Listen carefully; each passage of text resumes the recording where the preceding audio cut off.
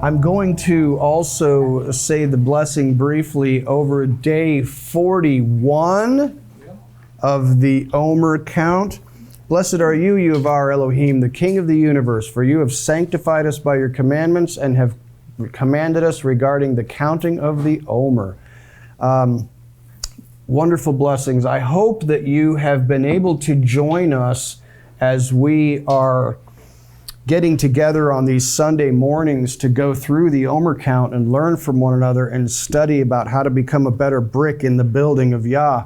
And that has been a great time. Our last discussion last Sunday was fantastic. It was a really good conversation about fellowship dynamics. Really, really good stuff. This coming Sunday, we're going to be talking about integrating all of these things that we've been talking about. So I hope that you'll perhaps be able and willing to join us as we count down the last few remaining days of the Omer. And when I send out the message on Wednesday, if you're part of our newsletter, you will get a little message saying, hey, the Omer count is completing. When we get together next time, is next time actually the Omer count is going to be completed and we're actually meeting on Saturday evening instead of Friday? I think that's what's happening next week to celebrate Shavuot. So as we're doing that, I do want to put together something special for you to consider the 2 days leading up to Shavuot, because that's kind of a special final countdown leading right up to there. It's kind of like going to the mountain and, washing your garments and preparing yourself, because I would love to hear from Yah in a special, perhaps spiritual way in Shavuot as we prepare our hearts to receive his message. So be considering that. Now, if you have your Bible, I presume you do, you can open it to Leviticus chapter 25. I want to say, this evening we're going to be completing our study of the book of Leviticus, and I don't think I've ever had as much fun in the book of Leviticus. This is one of those books of the Bible that's like, man, that's straight out of the book of Leviticus, and people don't really know what to do with the book of Leviticus because it's like, oh, it's all about weird sacrificial stuff and priest stuff. And I think looking at it the way we have over the last couple of months, talking about the holiness codes of what it truly means to be a priesthood, it has been really a blessing to me especially. I hope it has been for you, but I've really enjoyed our conversations regarding Leviticus. It's been fantastic. So in our Torah portion, Behar and Bechukotai, I don't know that we're going to dig too much into Bechukotai, but we definitely will be studying Behar, which means in or on the under the mountain. It's just a preposition. So last time we got together, we were studying the holiness codes of the book of Leviticus in chapter 19, which was called Kedoshim. I thought that was fantastic. It was one of my favorite discussions we've had so far. We talked about evil speech. We talked about staying under the umbrella, the safety and the freedom of authority. We talked a lot about authority. Now, this Torah portion, especially Behar, ties in with that so wonderfully because it's really about this cycle of sevens. Now, it doesn't specifically mention Shabbat, but the theme of Shabbat is strongly emphasized because we're now talking about the shmita and the 7 cycles of 7, counting up to the 50th year, the yovel or the jubilee, and also talking in chapter 26 about the blessings of obedience and the difficulties or curses of disobedience, talking about rules for the payments of vows. What's interesting, just briefly, is that this section in Leviticus chapter 25 says that it happened that Moshe went up the mountain and received this information, which is slightly unusual because it seems like a while back that Moshe went up the mountain to get some information and came back down. Seemingly a decent amount of time has passed since then. We're not sure, did he go back up the mountain and get some fresh information, or was he withholding this information until now? Nevertheless, often it says Yah spoke to Moshe and said, tell your brother Aaron or tell his sons or Here's how they're going to do stuff. But all of a sudden, we're back at the mountain, or back up the mountain. It says in this first verse that Moshe got this from Yah on the mountain. This lets me know that this is critical information. Anything that Moshe gets from the mountain is really, really important. And I think that these commands that we're going to get today they fall into the category of chukat, which are mysterious commandments that aren't exactly explicable with human rationale and logic. There's a lot of Yah's commands that we read and you just go, well, yeah, of course, that just makes sense. No problem, I understand that.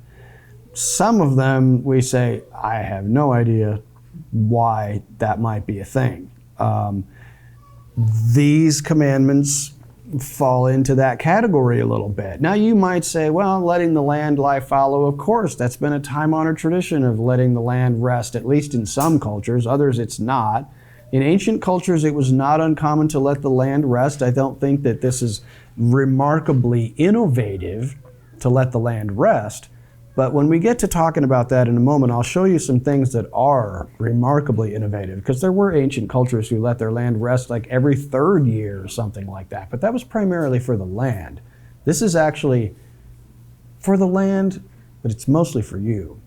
And I'll show you what I mean by that. The first thing I want to do is consider that there is a beautiful spiritual logic to these commands once we read them. So open up your Bibles to Leviticus chapter 25 and let's read together. We're not going to read the whole chapter. It's slightly longish, but I am going to read the first, say, 20 verses to you. So it's story time with Uncle Alan. Let's see what happens. All right. Oh, yes, there's my nose picker. You like that? Okay. I did press record. Thank you very much.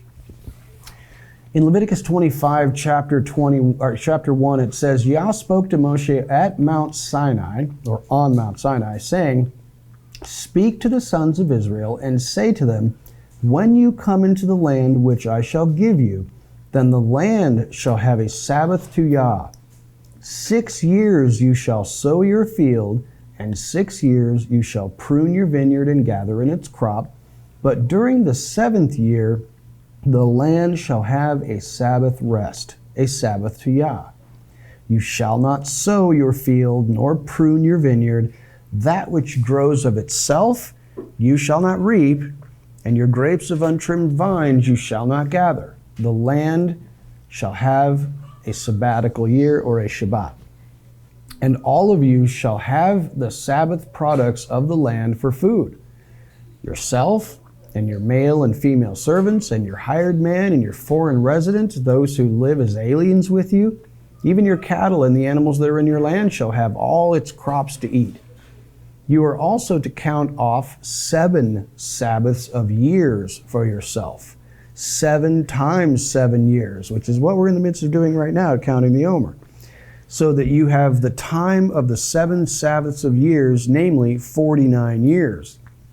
You shall then sound a ram's horn abroad on the 10th day of the 7th month. What day is that?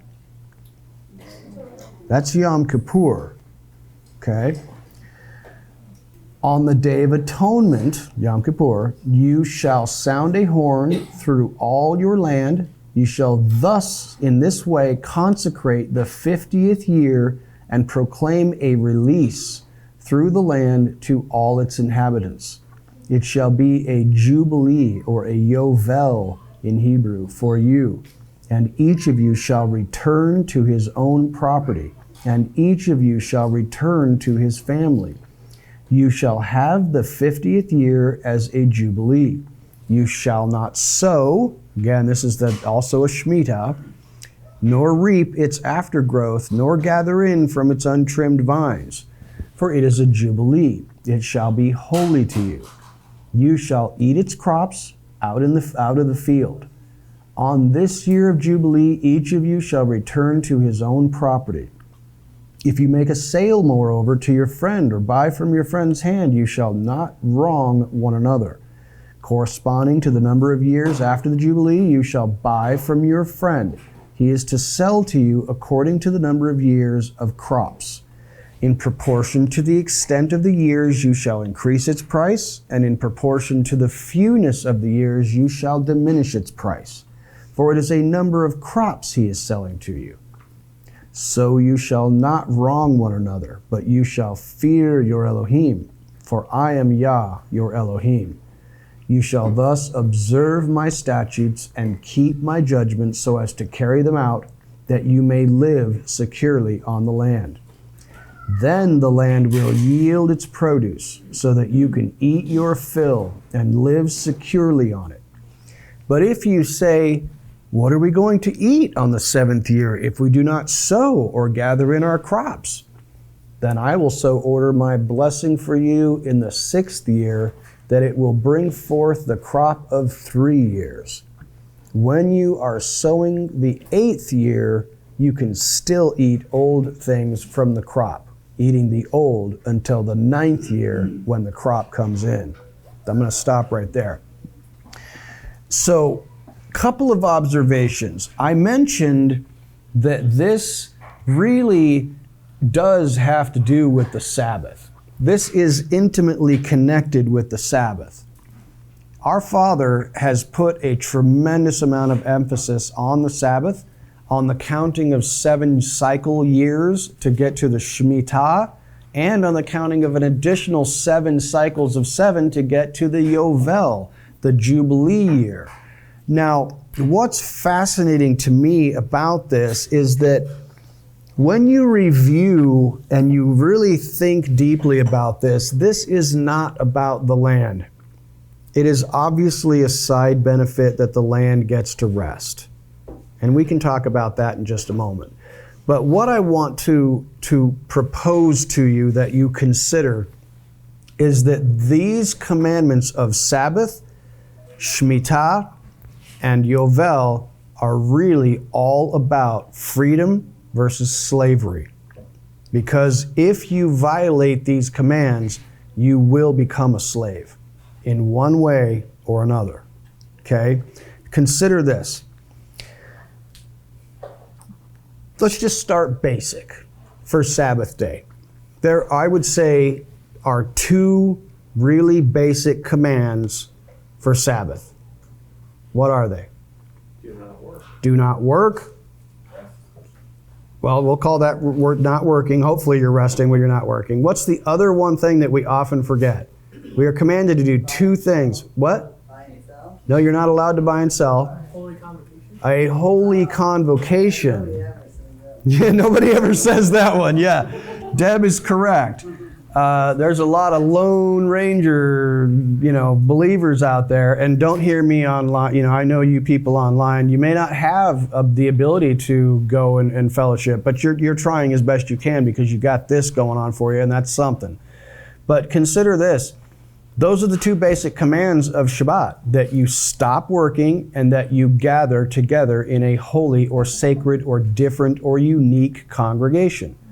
We are doing if we just got together all the time and had dinner and we were just hanging out,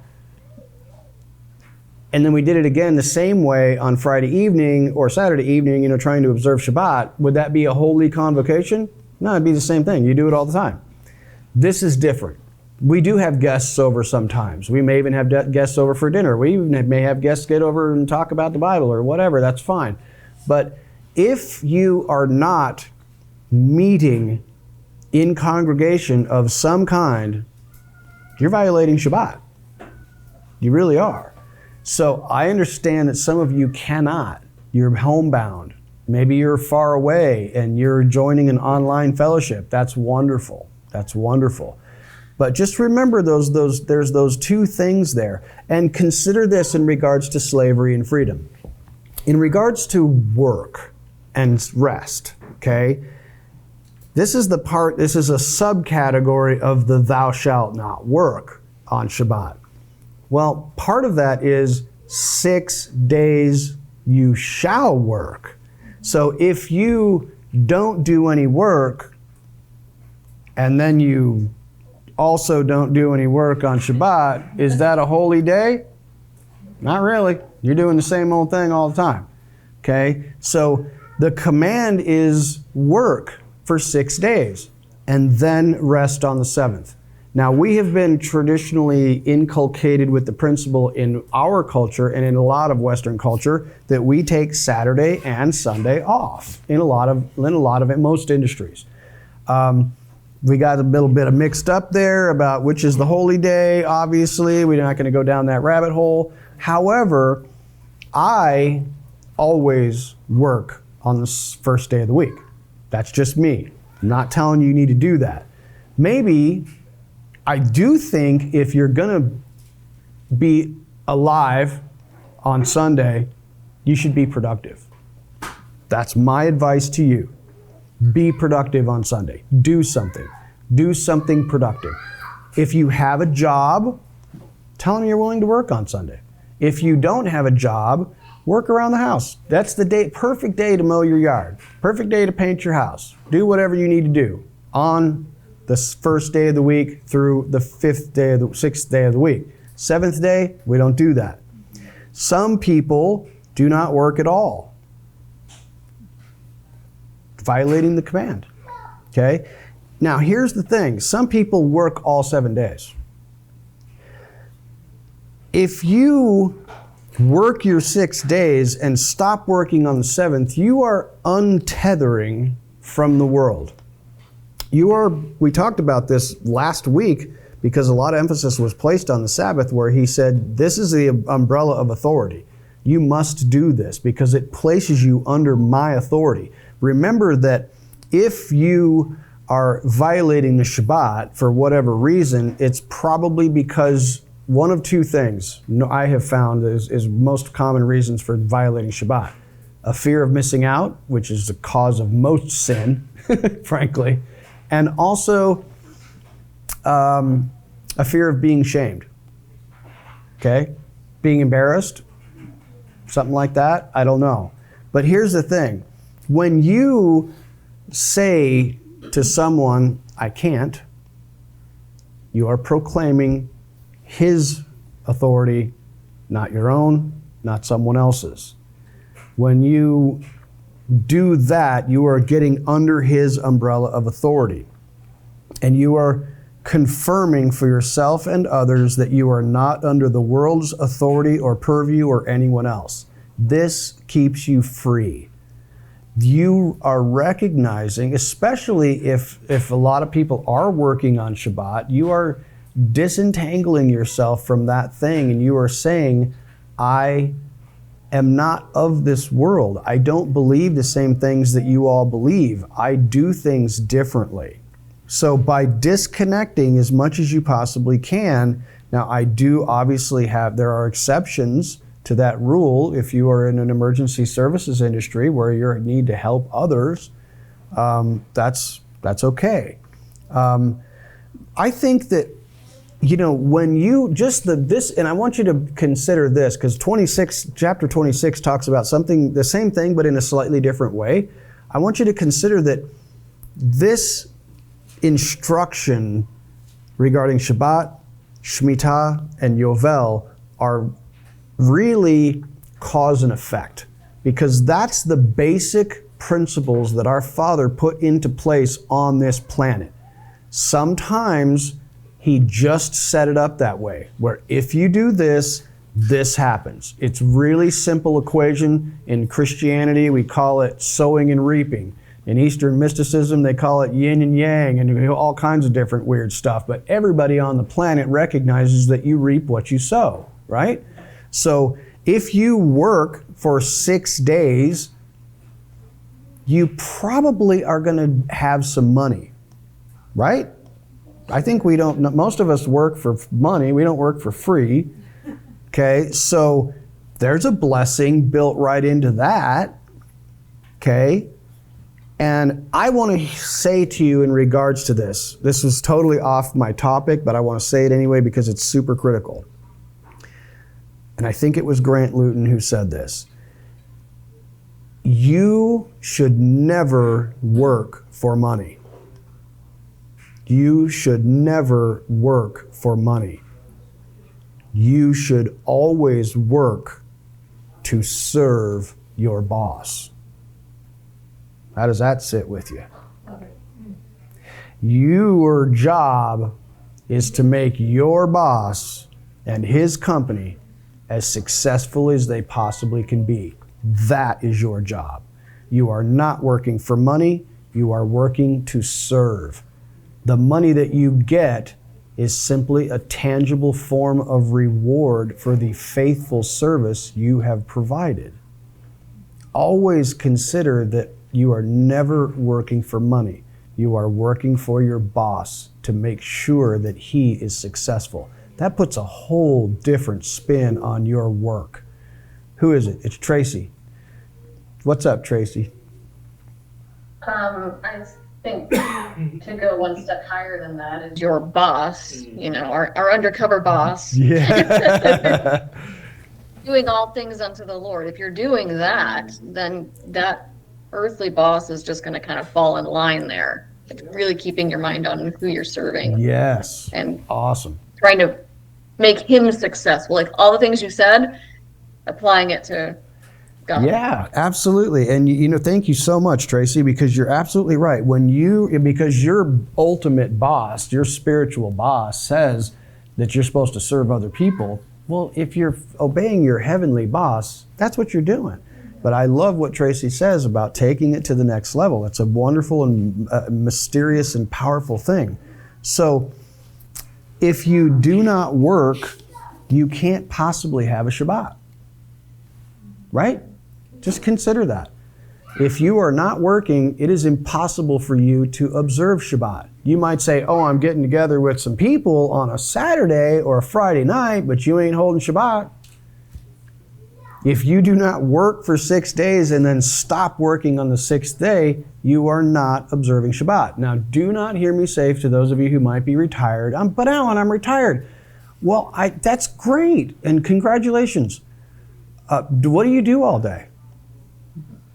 Do you watch daytime television? I don't know what you do, but I hope it's productive in some way, and I know that most people are. Even in retirement, if you're not working for someone, you're always working for someone. Is it your husband? Is it your grandchild? Is it your daughter? Is it your son? It's somebody. You're always serving somebody. If you're not serving somebody at all, you ain't working. There's no possibility of you observing a Shabbat. It's not even possible. So,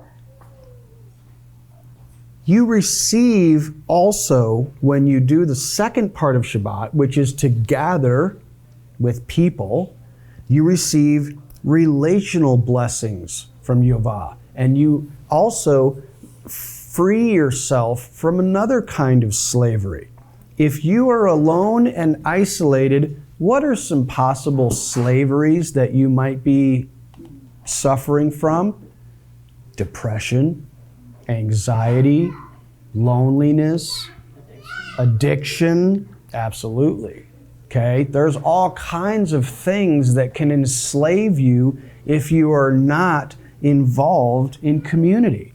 So, if you don't have, without a holy convocation of some kind, you can't really grow in your service. You can't grow in your faith. Now, some of you will say, well, that's not true, Alan. I read my Bible all the time, and I spend a lot of time in the Word of God. That's fantastic. But that is only a part of spiritual growth. You're filling your head with knowledge, and knowledge is wonderful. Do not hear me say that knowledge is not important. My people will die for a lack of knowledge. But knowledge without practice and application is useless. Someone hand that young gentleman a microphone. Michael, thank you so much for that. You can grow in your knowledge, but you cannot grow in your service. And what did Paul say that knowledge often does to the person who is not tested? It puffs them up. So if you're one of these people who's just sitting around watching YouTube videos with teachers, and you're listening to podcasts with teachers, and you're reading your Bible continuously, God bless you. I know that it's such an exciting thing to study the Word of God, and do not ever hear me say that you should not do that. You can and you should. But some of the people that I have met in the Hebrew Roots movement have the wackiest, stupidest ideas I've ever heard of, because they're just immersed in mostly YouTube videos, not the Bible. But they'd love to tell you, I'm studying the Bible all the... No, you're not. You're listening to stupid YouTube videos. And now you're fully crazy. And you can't even interact with people because you have such stupid ideas that they don't even understand what you're saying. And you made yourself weird. You can't even communicate with people because you have some really weird, dumb ideas that people are like, whoa, dude, what cave did you just crawl out of? Preach it, Michael. I'm kidding. I'm making a joke. Sorry. Yitzhak. Wait, I think it's the first time I'm at least noticing this verbiage. Okay. But I just confirmed it says the same thing in Leviticus 23. But verse 2 says, tell the people of Israel, when you enter the land I am giving you, the land itself is to observe a Sabbath rest for Adonai. And so I guess it made me, again, first time I guess I'm noticing that, but it made me think of Mark 2, I think it is, where Jesus is saying that it's the Sabbath was made for man, not man for the Sabbath. Mm-hmm. Do you think there's a correlation, like how is it a Sabbath for the Lord, but also, I understand how we're supposed to worship the Lord on the Sabbath, but how can it also be the Sabbath made for man? Because other than like, I guess what is the compare and contrast in there? Do you have any insight onto that? Yeah. So you ask a very good question, Isaac, and I'm so glad you did, because you said, I know that we're supposed to worship the Lord on the Sabbath. Where's that from? Where's that from? I mean, we all know that's true, right? Where's that from? It ain't from the Bible. Did somebody just make that up? Uh-huh. They did. Sorry. I am terribly sorry to tell you that you got this idea in your mind that says, I'm supposed to worship the Lord on Shabbat. Where does it say that? It doesn't. What does it say? Pay attention to the word. Stop working, gather in community. Now, but Alan, when you get together in community, you're worshiping the Lord. When's the last time we all got together and got down on our faces? I don't think we've ever done that. Okay, you might get down on your face at home, and that's fine, and that would be a proper biblical definition of worship. But where did we get the idea that Father told us to worship Him on the Sabbath day?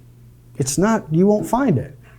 But how do you worship your Father in heaven? By doing what He says to do. What did He say to do? Stop working and gather together with other people. Because you know what's going to force you to do when you gather together with other people? Get along. Love one another. How is everyone going to know that you're a disciple of Yeshua the Messiah? If you love one another. You can't love one another unless you're in fellowship. You can't learn to love one another unless you are in fellowship and learning to rub off those sharp edges, as my wife likes to say, where all of these jagged, nasty-looking rocks being thrown into a rock tumbler, and it just goes around and around and around until all of our rough edges are rubbed off, and then finally it's like, I'm a little bit smoother, and when people bump up against me, it doesn't hurt. Yes, let me hit you. Let me. So the point here is, Isaac was asking, sorry, could you redirect my brain hole back to the question? I was just, I guess, noticing the difference between Leviticus 23 and our text here, where it says the Sabbath is for the Lord, Yes. compared to when Jesus is saying the Sabbath is for the man, or was made for man. Yes, the Sabbath was made for man, and I'm glad that you pointed out, because that's kind of the point of what I'm trying to make here. Make this point that the Sabbath was designated for you, so that you can be a free human being. And as we go a little bit further into the shmita and the yovel, I think you'll see even more freedom. Okay, so the Sabbath day is the foundation of this, though, because it's the original cycle of 7. Remember that.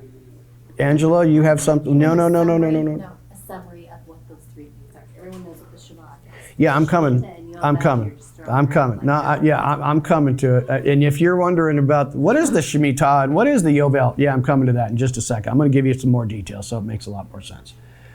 Excuse me. Now, the result of keeping Shabbat is that we can become free. It prevents us from becoming a slave in a lot of different ways by observing Shabbat. It keeps us from becoming a slave to others in the state. It keeps us from becoming slaves to the slavery of being trapped in your own world and in your own mind by being around other people. Now, briefly, the shmita. This is that 7th year where you are not supposed to work in the fields, okay? So just give me a brief moment and I'll just kind of lay it out for you real simply. You work your land for 6 years. In the 6th year, if Father will provide you so much abundance that you will not have to worry about your crops again until the 9th year. I will provide for, if you say to yourself, that don't make no sense, Father. How am I going to eat if I don't plant my crops in the fall of the 6th year and prepare myself? Oh, I'm so glad you asked. I will give you so much food growing on your trees, your crops, your animals. I'll give you so much food that you won't have to worry about it until the fall of the 8th year. Because we're going to talk about that sequence a little bit, just so it makes a lot of sense. You can leave things grow by themselves. Do not, because if you don't know this, you should probably be aware. What is the last harvest in the land of Israel or anywhere on the planet? What is the last thing that is harvested? It's fruit. Okay? So you have barley in the early spring, you have wheat crops in early summer, and then you have fruit in the fall. Now, as soon as we take in all those crops in the fall, we will late in the season, we will till that ground up and get those seeds in the ground. Hopefully they will last. When the winter comes, it's ready to go. And when the thaw starts to come and melt that snow, those seeds are in there and they will start to grow. Then we get in the spring our first harvest of barley. But you had to prepare for that in November, December, before the freeze comes to freeze that ground, because it becomes too hard to dig. You see what I'm saying? If those of you who may have, some of our elder folks who may have been raised in some part of the country where I was raised on a farm, of course I know this stuff. For a lot of us city slickers, we have no idea about any of this stuff. So this is what it means. In the end of the 6th year, and I think that, a lot of people have the idea that, well, there's a different new year here. You see, you're blowing the trumpet on the day of Yom Kippur, and, Yom Teruah is starting a new year. No, I don't think that's starting a new year. I think it's basically saying to everybody, hey, be aware, this coming year when the season and the year turns and the new year starts, that's going to be the 7th year. So everybody pay attention. Once you're done, gathering in your fruit harvest, you ain't planting. You ain't tilling the ground. You ain't removing the rocks. So now you have to let your land lie fallow. Do nothing to it. It's just, stuff is going to grow by itself. I don't know if you've ever planted a little garden, but I have, and the tomato plants and basil just pops right up by itself. You don't have to do nothing. And that's here in Arizona. I can only imagine what would happen if you had, taken care of the earth and there was water and whatnot. But if you just leave it alone, it's going to grow by itself. You are not allowed to harvest it. chop it down in any way, shape, or form. You leave it alone. Remember, you've gathered a lot of stuff in the 6th year. It's all stored in your barns. You got plenty of food for a long time. Now, does that mean that you can't go out in your field and get some stuff? No, of course you can. You can go out there and grab whatever you want. Anybody else can too. Your neighbors, sojourners, animals, anybody. It's, for all intents and purposes, what does that mean? That land that you've been working, it's kind of like not even yours in the 7th year. See what I'm saying? You have had to release your hold on your property and say, it's for everybody. How? Think about this for just a second. This, by the way, I want to say that this, how many times did Israel observe the shmita? Never. Never. There is not a single biblical reference to the Israelites ever observing the shmita, the 7th year cycle of stopping work on the 7th year and letting the land lie fallow and just letting things grow. It never happened. In fact, we know it didn't happen because in the book of Jeremiah, it tells us that, hey guys, I promised you that if you didn't do this, something bad was going to happen. Now, I figure that based upon the number of shmita cycles that have come and gone, you owe me. I'm taking you all and I'm kicking you out of this land for 70 years. 1 year for every 7 year cycle that you failed to let my land, by the way, lie fallow. For 400 and what is it? Added the math. I don't remember what the math is, but it's like 490 years you did not do what I told you to do. I am now gathering you up and sending you over to Assyria, Babylon. You're done. This land is going to just lay there by itself for 70 years to make up for what you failed to do. So, we are not allowed to plant. For the next year, things will grow of themselves. We can eat of it, but we can't harvest it. Anyone may eat of it, even animals. You will have so much in the 6th year that it'll last 3 years. And in the 8th year, in the fall of the 8th year, you can start to plant again. You can start to till the ground and plant the seeds before the freeze comes at the end of the 8th year. When the 9th year comes around, that barley is going to start growing. You start chopping it down, putting it in your barns. We're back to the fresh cycle. But remember, you are relinquishing entirely your control over what you own, because in a certain way, this doesn't even belong to you. He has basically said many times, this is my land. You may not sell it to anybody. This is kind of like lease only. It's my land. I'm letting you live on it. The land, I will kick you out if you misuse my land. Now, why do you think that Israel never kept this? What's the problem here? They became enslaved by wealth and greed. Just like every one of us. You become enslaved by wealth and greed and materialism. Do you think that they didn't have materialism in ancient Israel? Of course they did. They didn't have the same materials, but they were also enslaved by materialism. You shouldn't be surprised by that. They said, there's no way I can stop working. Would you give Cadence a microphone if you don't mind, Isaac? Or Jeremy, if you want to grab that? You shouldn't be surprised by that. It's not uncommon at all. We fear that we're not going to be able to make it, take care of ourselves, whatever. That can't possibly work. I have to work the field in the 7th year. Look what happens when you don't trust. Cadence.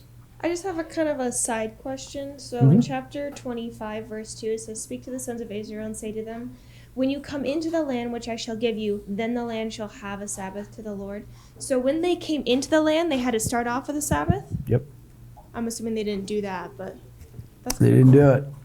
Yep. That is correct. Yeah, this is when they come into the land, because for a little while yet, they're going to be rambling around in the desert. They ain't planting no crops. So this is, when you get there, this is how you're going to do it. Great question, though. So being the freedom that you can experience is in relinquishing control over what you think is yours. And what you are forced to acknowledge openly, you know what? This is not really up to me. Who causes crops to grow? Here's the Bible definition of worship. Thank you for asking that question, Mark. I will come back to you in just a second. Hold on to that thought. What is What the... does the Bible use as a definition of worship? Mark, He doesn't realize his mic is on. Mark, are you talking to me? He's doing a Google. Hello? Hey, I meant to put my hand up. I was studying on something here for the past 10 minutes since you said it. You have a question, I presume, which is what does the Bible call worship?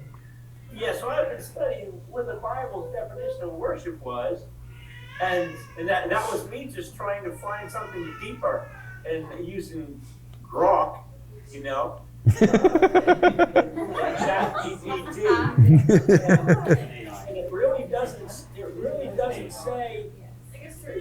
say a lot, but it does indicate that a communal worship is indicated on Shabbat, on the Sabbath days. Okay. So, and I'm sorry to interrupt the thought. I No, should have had my microphone off. I turned it on for a second because I wanted to ask a question when it was appropriate. I just That's okay.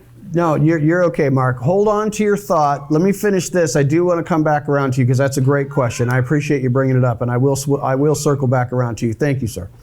But I want to just point out that when you are acknowledging the Father's authority and saying, I will do this, I will stop working on Shabbat, and I will not plant my crops, I will not do any of this stuff.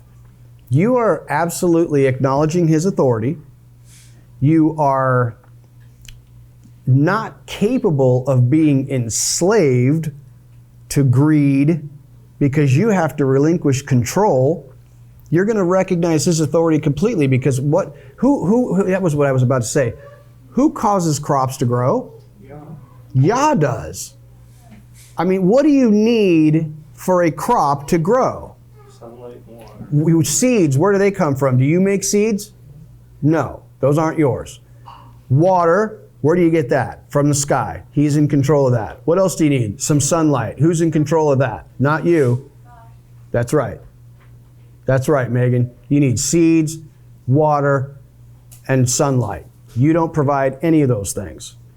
Now, what happens when your crops grow and produce 3 times what they normally do in the 6th year? What caused that? Oh, it's a fluke of nature. No, it's not. It is the blessing of Yah. Now, what's going to happen when you become enslaved to greed? You're going to say, wow, this is fantastic. I'm going to store all this stuff up in my barns. I'm going to eat really good. And then I'm going to plant my crop in the 7th year, and it's going to be awesome. Until it's not. Okay? Because what is Father going to do? What's the natural cause and effect type of thing? The rain stops coming. You get a drought. Who has control over worms and blight and fungi growing in your crops? It ain't you. But what do? Because we think we're God, we invent pesticides and fertilizers and other methods of getting around God's command. Now, what do you think that we are beginning to discover? We're all dying from the chemicals that these mad scientists have invented to get around the rules of God. I don't want to let my land lie fallow. I got mouths to feed. I got money to make. I'm going to invent a chemical that will try to circumnavigate and circumvent God's rule. And oh my goodness, wow, it turns out that it kills people.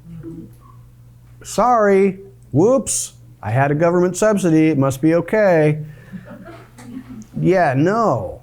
Guys, you're seeing the destruction of the planet. And you know, I mentioned this to you the other day when we were talking about how when you disobey Yah, you create all kinds of destruction and death. And what's worse is that Yah has had to step in and intervene on this planet when your tinkering reaches the point where he's like, okay, they're going to seriously take this beyond the point of me being able to fix it. Not that he's incapable of fixing it, but they're going to take it too far. There's a passage in the book of Revelation, you probably remember it, that says, those who destroy the earth. You're looking at it right in the face right now. Okay? People trying to get around this commandment and the next one. This is a massive cause. I don't know why the Father is so deadly serious about this cycle of 7 stuff. You see why I said chuchat doesn't make a whole lot of sense? I mean, it does rationally, did not make much sense, but spiritually it makes tremendous sense.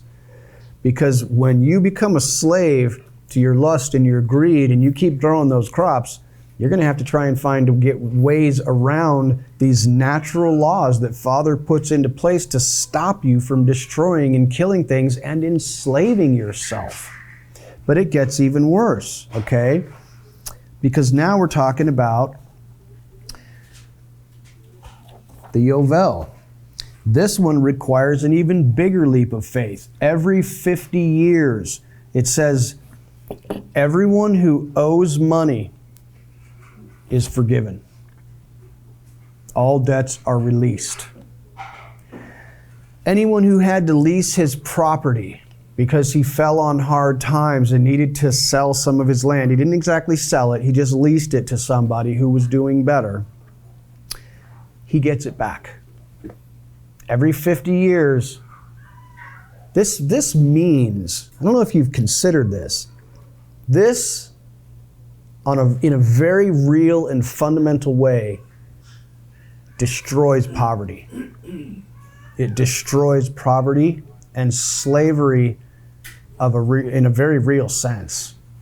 In a most profound and basic sense, it destroys slavery. Because once every family generation, the whole family gets a reset button.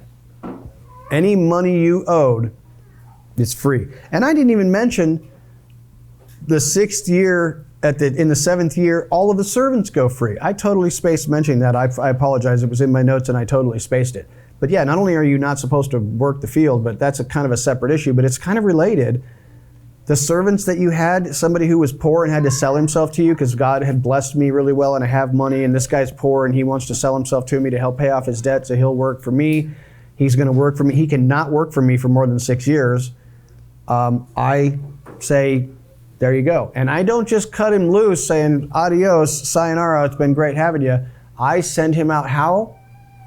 Abundantly supplied. I have to send him out with a bunch of stuff because he has served me well. So now when the yovel comes, anyone who owes money is forgiven entirely. That happens every 6 years. Anyone who is a servant is released in the 6th year, but any debts that are forgiven are in this yovel year. Your property is back. Anyone who is an indentured servant is set free with a bonus.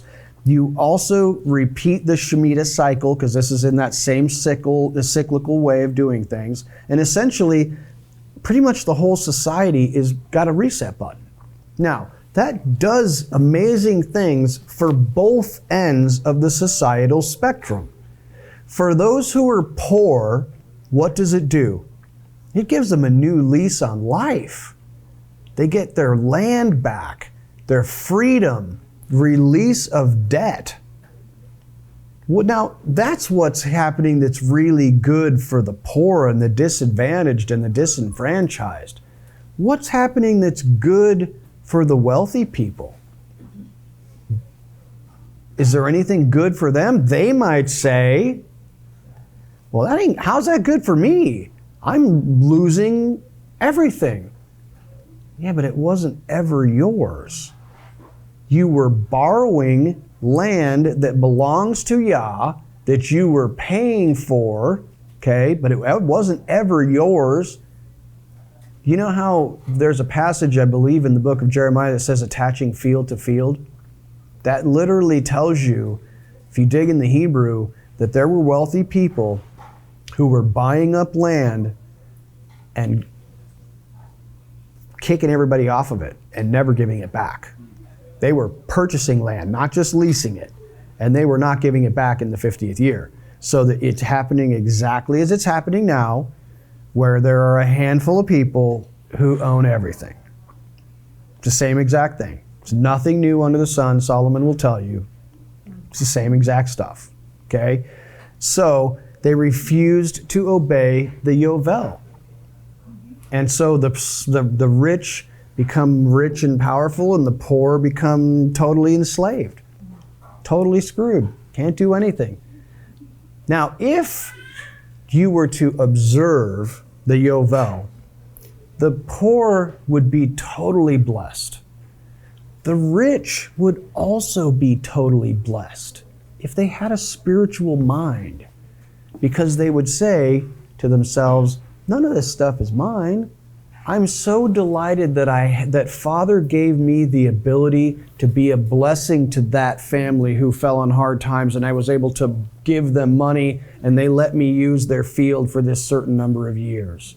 I'm so glad that I had this person who was in debt and couldn't pay his debt, and I gave that debtor the money and said, come and work for me. And it was great. We had a great relationship, and I was able to give him work to do, and it made him feel good, and I paid off his debt, and now I've set him free. And what a blessing for me as a person who was able to help that person. Do you see how now me as a rich person, I am free from my own form of slavery to lust and greed and the things that I desperately want to grab.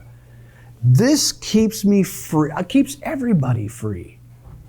So these commands regarding these sevens and these cycles of sevens and 7 times 7 and 49, it's freedom. All of it provides for your freedom.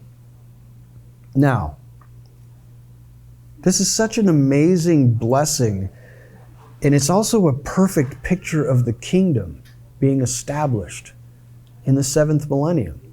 There's that 7 again, that cycle of 7. Say, Yeshua comes in the 7th millennium and he establishes righteousness. And you can see in Yeshua's parables, he talks about this all the time. Things are being equalized. Everybody who thought they had something, get it taken away. Everybody who had everything taken away from them are elevated back in status, and everybody gets what is fair. Our Father is fair. He really is fair. Then he's going to balance those scales.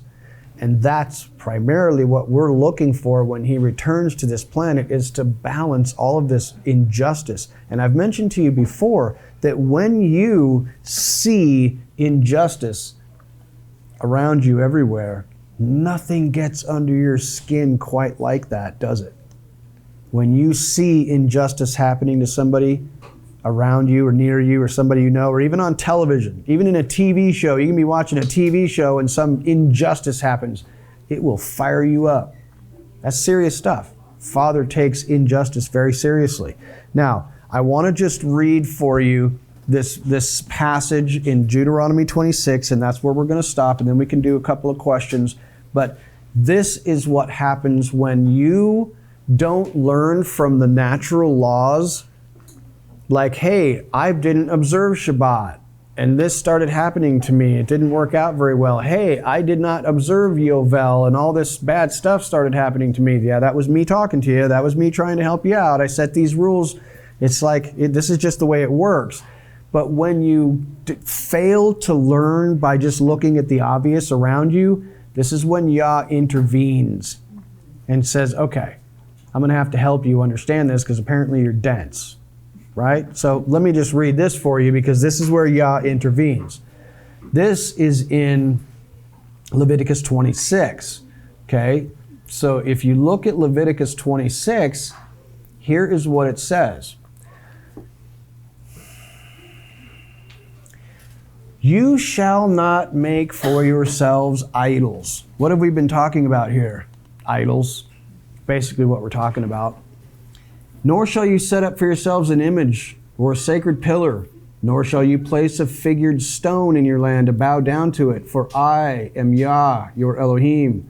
You shall keep my Sabbaths and revere my sanctuary. I am Yah. If you walk in my statutes and keep my commandments so as to carry them out, then I shall give you rains in their season, so that the land will yield its produce, and the trees of the field will bear their fruit. Indeed, your threshing will last for you until grape gathering, and grape gathering will last until sowing time. You will thus eat your food to the full and live securely. You will not be a slave in your land. I shall also grant peace in the land, so that you may lie down with no one making you tremble. I shall also eliminate harmful beasts from the land, and no sword will pass through your land. But you will chase your enemies, and they will fall before you by the sword. 5 of you will chase 100, and 100 of you will chase 10,000, and your enemies will fall before you by the sword. So I will turn toward you and make you fruitful and multiply you, and I will confirm my covenant with you. This is what it means when he says, I will confirm my covenant for you. This is like him saying, if you do what I tell you to do, this amazing and wonderful things are going to happen for you. That is a confirmation of the covenant. Okay? Yes, ma'am. You got a microphone? Who's got a microphone? Thank you, Jeremy. It must be important. She stopped me right in the middle of my reading. I'm sorry, because you said confirm the covenant, and we're talking You're about, sorry I said no, confirm. it's because you said confirm my covenant, and you said earlier, for whatever reason, God is really serious about these series of sevens.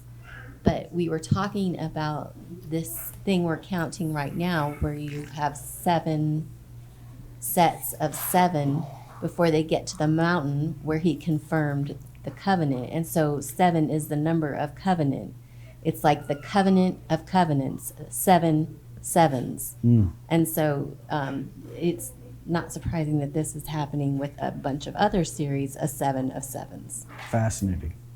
Yeah, fascinating stuff. Good insight. So, he says, and you will eat, verse 10, I apologize, and you will eat the old supply and clear out the old because of the new. You'll have to throw away food because you have too much. Moreover, I will make my dwelling among you, and my soul will not reject you. I will also walk among you and be your Elohim, and you shall be my people. I am Yah, your Elohim, who brought you out of the land of Egypt, so that you should not be their slaves. Here's slavery again. And I broke the bars of your yoke and made you walk erect. Now, I am going to stop right there. I have the whole chapter here. I want to encourage you, if you haven't already, to read verse 14 and onward, because here he's going to tell you what happens if you don't. And he says, look, man, this bad stuff's going to happen if you don't do it. And unfortunately, if you don't listen, I'll do it again. And if you don't listen again, I'll do it 7 times more. And if you still fail to listen again, I'll do it 7 times more. This is bad, bad stuff, you guys. I guess you might be asking, and this is a very legitimate question, what the heck does this have to do with me, Alan? I can't do any of this stuff. Are you sure? I know you can keep Shabbat. We're not farmers. Now, but you might say to yourself, well, Alan, how many of the people in the Hebrew culture were farmers? How many people did this even apply to? What do you think? Probably most of them. Probably most of them. Now you might say, but nobody's a farmer today, Alan. Does this only apply to the Bill Gates of the world who own all the farmland? No. Okay, now you might say, but Alan, I have a job. What does that mean? That I should stop working in the 7th year? I'll ask you a question. Let's say for the sake of discussion that you have a job and somehow, mysteriously, it just happens that in the 6th year, you had a really good year. That you had massive bonuses, lots of new clients. I don't know, you just made a bunch of money. You were wise with your money in the whole 6 years and you were like, I don't actually need to work in the 7th year. I don't need to plant new crops. I can let grow what grows of itself. I'm not sure how you could apply that, but I know you could. You can't stop working if you're not working 6 days. That's right. You can, but you see, he doesn't say stop working. He says do not plant to create a new yield. I've wrestled with this and I thought about this a lot and I'm like, I'm not exactly sure but could this work in some way? I don't know. But I encourage you to think about it. What would that mean for you if you could find some way to observe a shmita where in this, and here's the problem, we don't even know when the shmita is. There's no real way to know. But you know what, if you said, Father, just like we're all doing with the holy days, well, we know our calendar's all whacked out and those people are doing it over there like that and these people, whatever. Here's the point. I'm trying. He sees that your heart is there wanting to do it. And so you might say, I don't know how I can do this, Father, but would you show me, is there some way that I could, in a real practical way, observe a shmita? I don't know. But I think it's worth considering. Would you hand that microphone to Velma?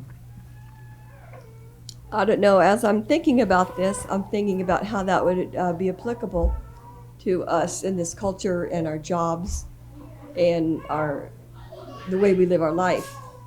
And to me, I've seen this in my own life. It seems like you work really hard and do what you're supposed to do and do the right things and observe the things you're supposed to. And then comes a time in your job that you've been doing for a really long time when things are easier. Mm-hmm. You're not working as hard. Mm-hmm. Mm-hmm. You're still making more money than you made when you worked really hard. Right. And to me, that's just God blessing. Yep. Because of His laws. I was going to say something similar to that because I have actually seen that in a weird way in my own work life, where it's. I swear there have been these weird cycles where I've just been working and I couldn't say it was in the 6th year. It probably is. Who knows? But there's just been times where it's like things are just, you know how it is when you're preparing for Shabbat and the Friday is always really busy? It's the same principle. You know how it is when you're going on vacation. Things go crazy just when you're about to leave on vacation. You just work really hard right up to the moment when it's like, okay, you're coasting into vacation, but I had a couple of days there that were like crazy. The same thing happens on Friday when you're preparing for Shabbat. And imagine that in the 6th year that whole year is just like, whoa, Father, it's blessing us amazingly. I mean, new clients, got a raise, working all this overtime. My husband got a job way more than he was making before. We're raking in this stuff, but what do? Just gobble it all up.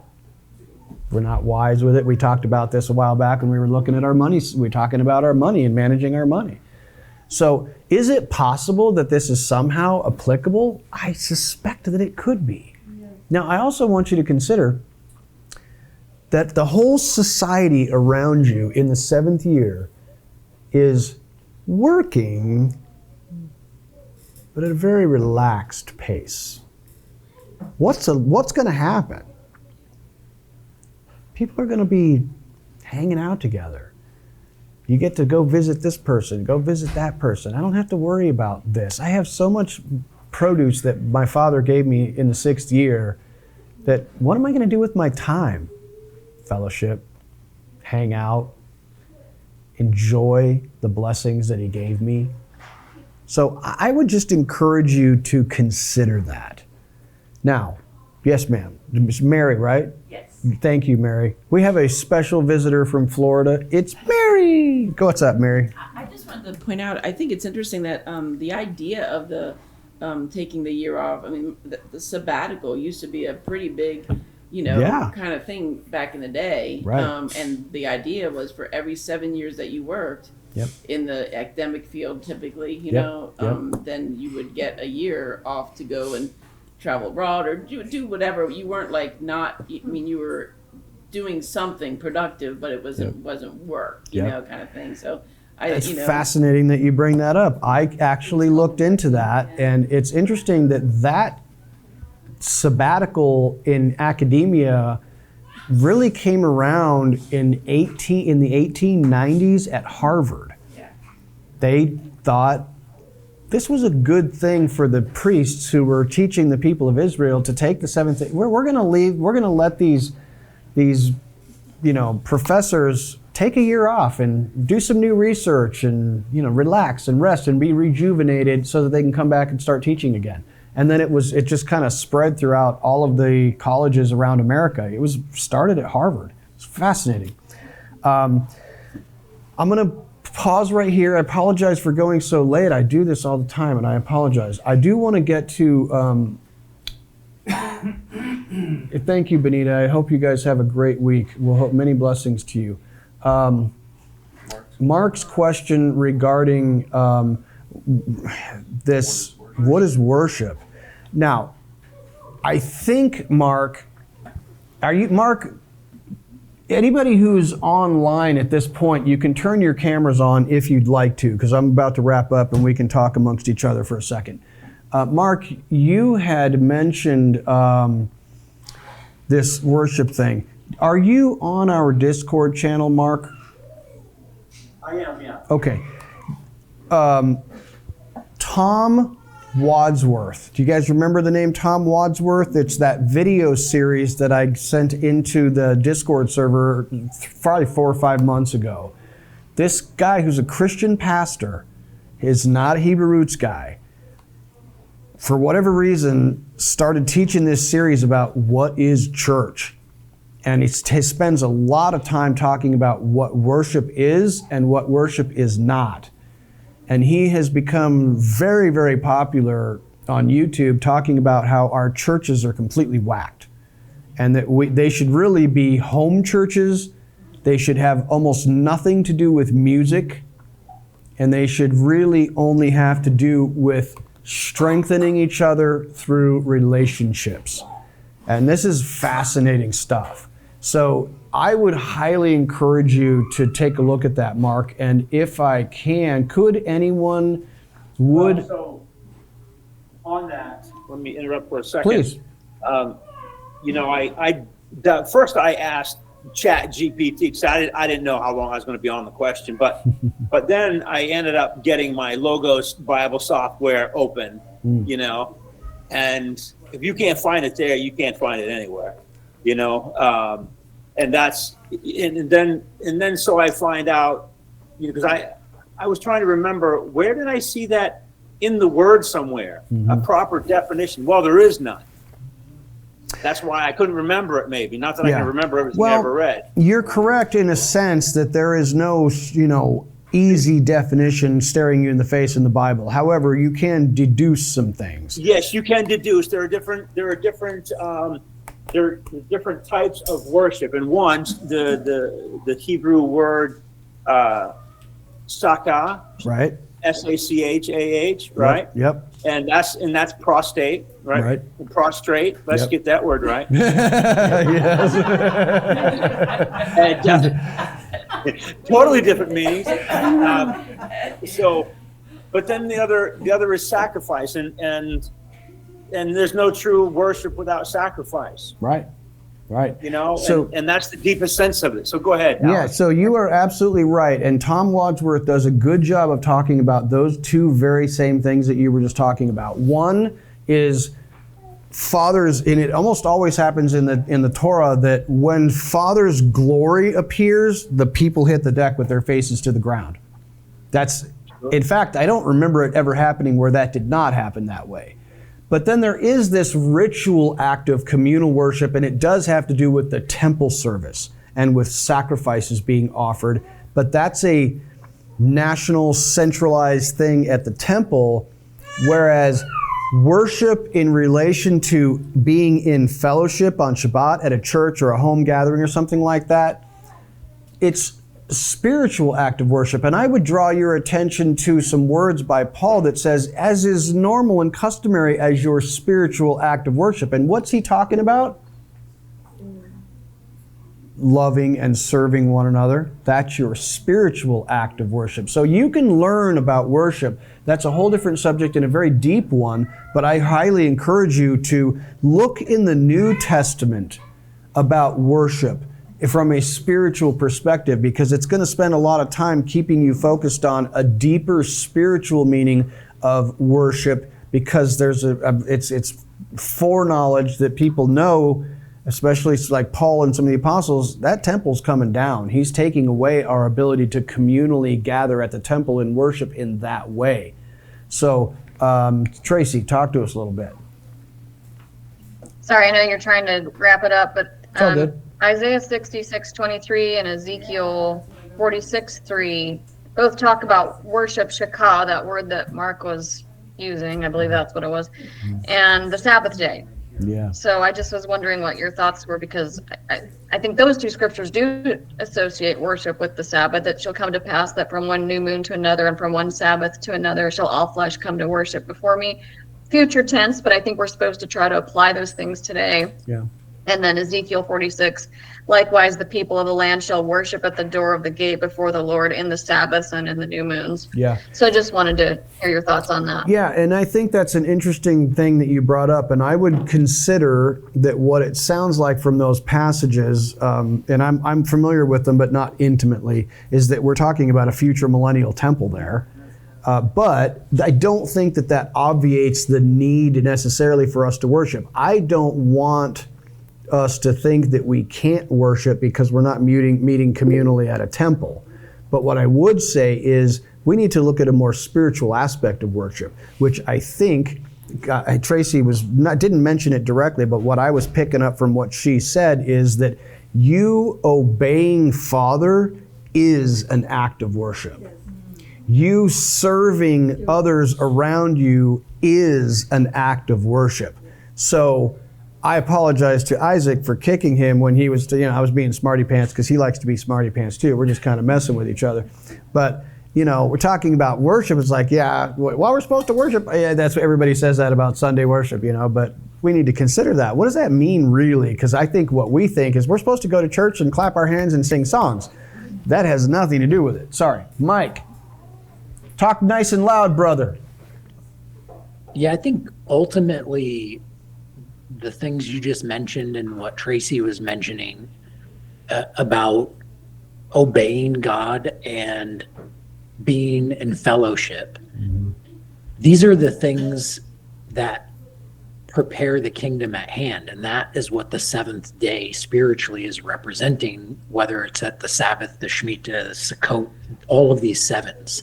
Yeah. I think there's some pretty deep ties into God's patience. I mean, in Leviticus 25 and 26, this 490 years before he set things right.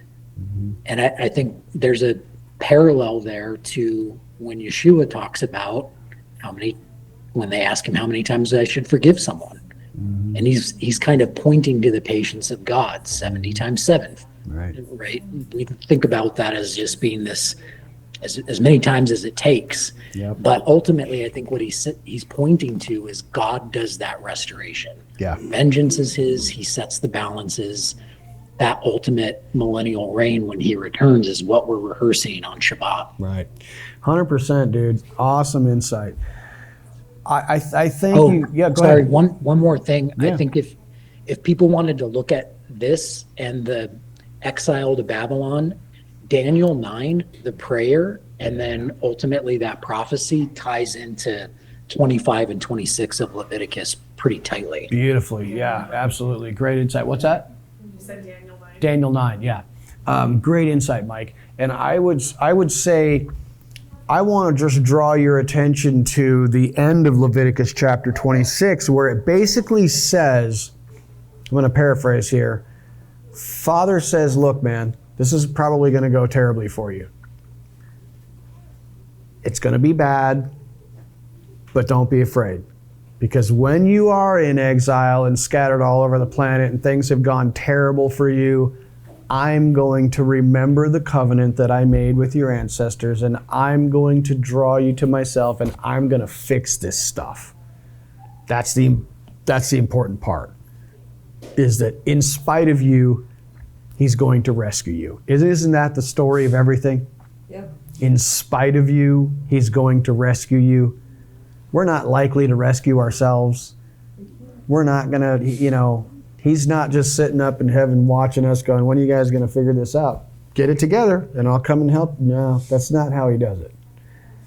So we have this great promise at the end of chapter 26 that says, I'll remember, I'll fix it for you because I know you can't fix it yourself. Doesn't mean we shouldn't try though. Were you blessed this evening? I thank you so much for your time. It has been an awesome blessing. Let us pray together, and I hope that you'll enjoy the rest of your Shabbat.